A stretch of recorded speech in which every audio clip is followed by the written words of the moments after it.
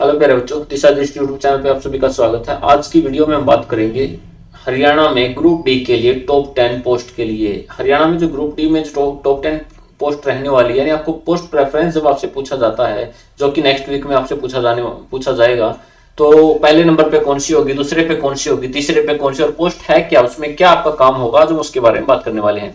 देखिए, जो हमने 10 पोस्ट की जो बात हम कर रहे हैं ना, उनमें हमने सबसे पहले नंबर पे जो रखा है ना, वो रखा है हमने एनिमल अटेंडेंट। एनिमल अटेंडेंट जो एक ऐसी पोस्ट है जो कि ग्रुप डी में काफी पॉपुलर पोस्ट मानी जाती है। इसमें बहुत सारे बच्चे इसके लिए अप्लाई करेंगे, लेकिन इसमें एक सबसे बड़ी बात यह रहती है कि इसके लिए ना जो पोस्ट होंगी बहुत ही कम मिलेंगी, ज्यादा नहीं मिलती। एनिमल अटेंडेंट अब ये होता कैसा काम क्या है। देखिए, किसी भी विलेज में, किसी भी गांव में जो डॉक्टर होते हैं ना, एक तरह से हॉस्पिटल में, तो उनके लिए ये पोस्ट होती है। डॉक्टर के जो सहायक होते हैं उनके लिए बहुत सारे, वैसे तो डॉक्टर के सहायक होते हैं, लेकिन वहां पे कई कई जगह पे इनसे डॉक्टर का काम भी लिया जाता है। एक तरह से डॉक्टर की तरह से ये काम करते हैं। तो यहाँ पे हम इन्हें VLDA ये कोर्स के नाम से भी जानते हैं, और ये लैब अटेंडेंट यहाँ पे एनिमल अटेंडेंट के नाम से भी इनको जानते हैं। तो एनिमल अटेंडेंट वो है, और मोस्टली इनमें जो काम होता है ना इनका, वो लगभग 9 बजे से 10 बजे से और 2 या 3 बजे तक खत्म हो जाता है। इसके बाद इनका काम रहता भी नहीं है, इसलिए काफी अच्छी पोस्ट इसे माना जाता है। लेकिन यहाँ सबसे बड़ी दिक्कत यह है कि इस पोस्ट के लिए बहुत ही कम वैकेंसीज होंगी। नेक्स्ट सेकंड नंबर पे आता है लैब अटेंडेंट।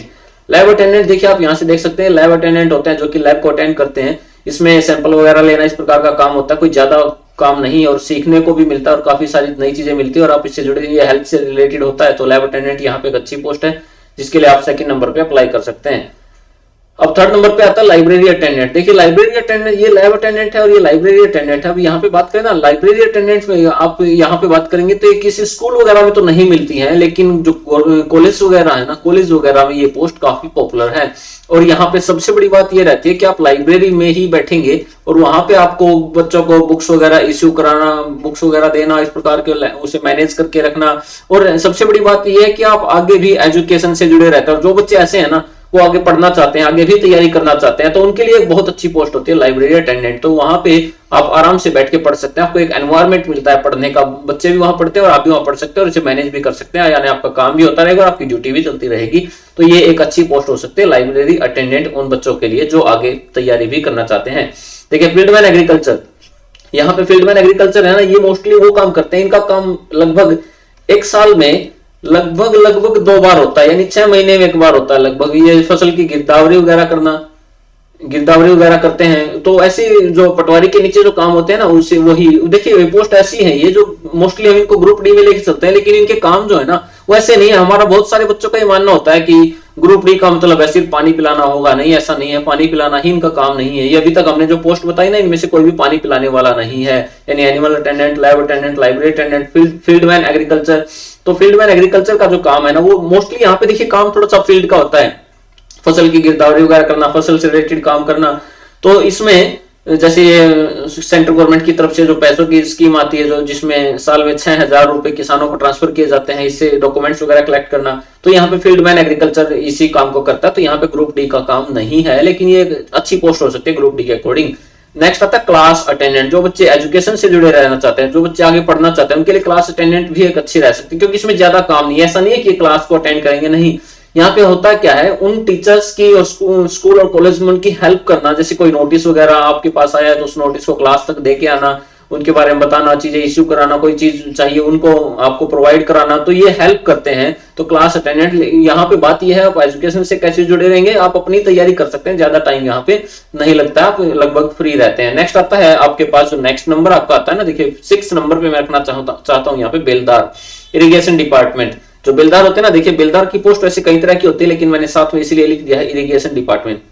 बेलदार एक अच्छी पोस्ट है, इसमें काम ज्यादा नहीं रहता, वर्कलोड ज्यादा नहीं। और अच्छी बात होती क्या है, जब नहर में पानी आता है ना, तभी इसकी ड्यूटी बनती है। पानी अगर नहर में नहीं है तो इसकी कोई ड्यूटी ही नहीं होती, यानी। और जब पानी आता है ना, तब भी कोई ज्यादा ड्यूटी नहीं होती है, लगभग ऐसे ही मैनेज कर लेते हैं, और थोड़ा बहुत आना जाना होता है। लेकिन ये अच्छी पोस्ट मानी जा सकती है, क्योंकि इसमें काम बहुत ज्यादा नहीं होता है। इसमें आपके पास टाइम बचेगा, इसमें आपके पास काफी सारा टाइम होगा, जिसमें आप अपनी प्रिपरेशन, अपनी तैयारी अच्छे से कर सकते हैं। तो आप ज्यादा टाइम दिन, ऐसा नहीं है कि आपको 1 ईयर के लिए पूरा साल आपको ड्यूटी पे जाना, आपको 9 से 2 फिक्स ड्यूटी पे जाना नहीं। टाइमिंग चेंज हो सकती है, लेकिन या 9 से 5 आपको ड्यूटी पे जाना हो, लेकिन यहाँ पे ऐसा है, इसमें जब पानी आता है तभी ज्यादा काम होता है, उसके बिना इसमें काम नहीं होता है। देखिए नेक्स्ट आता है माइनिंग गार्ड।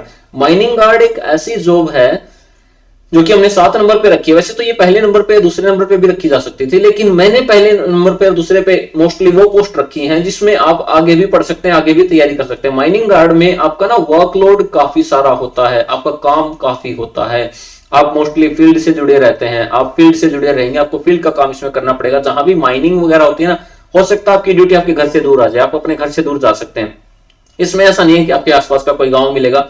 अगर आपके आसपास कोई माइनिंग है ही नहीं, तो माइन वगैरह नहीं है, तो फिर आपका ये काम नहीं आएगा, फिर थोड़ा सा आपको इसमें दूर जाना पड़ सकता है। लेकिन इसमें अच्छा पैसा बनता है और इसमें आपको पता होगा 2 लाख तक का चालान करने की भी परमिशन होती है। माइनिंग गार्ड को 2 लाख तक का चालान करने की भी परमिशन इसमें होती है। तो इसमें एक अच्छी पोस्ट है जिसमें आप काफी अच्छा पैसा कमा सकते हैं और ये एक अच्छी पोस्ट होती है। मैं ऐसा नहीं कह रहा हूं कि आप ऐसा करेंगे, लेकिन ये आपको सिलेक्ट करना है कि इनमें से आप किस में जाना चाहते हैं। आपको टाइम चाहिए, आपको पैसे चाहिए, आपको क्या चाहिए, आपको आराम चाहिए, आपको वर्कलोड चाहिए। देखिए इसमें मैंने आपको बताया वर्कलोड बहुत सारा होता है। वर्कलोड होने का मतलब है इसमें आपको फील्ड में जाना पड़ता है, इसमें आपको चीजों को देखना पड़ता है। तो यहाँ पे आपके पास पावर भी होती है इसमें, और ये एक अच्छी पोस्ट हो सकती है उनके लिए जो आगे तैयारी नहीं करते हैं, जिनको लगता है कि मुझे ग्रुप डी में ही रह के अच्छा करना है, तो उसके लिए आप कर सकते हैं।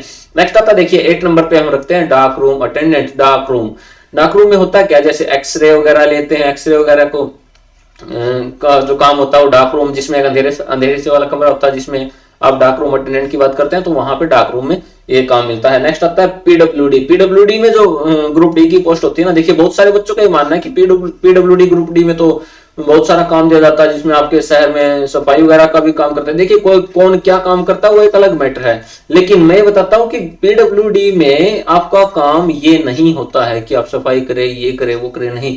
पीडब्ल्यूडी ग्रुप डी मोस्टली एक ऐसी पोस्ट है जिसमें आपको ज्यादातर काम होता ही है, बहुत ही कम आपको काम मिलेगा। इसमें आपका वर्कलोड ना के बराबर होता है, इसमें ज्यादा काम नहीं है, तो एक अच्छी पोस्ट है। लेकिन इसको हमने 9 नंबर पे रखा है।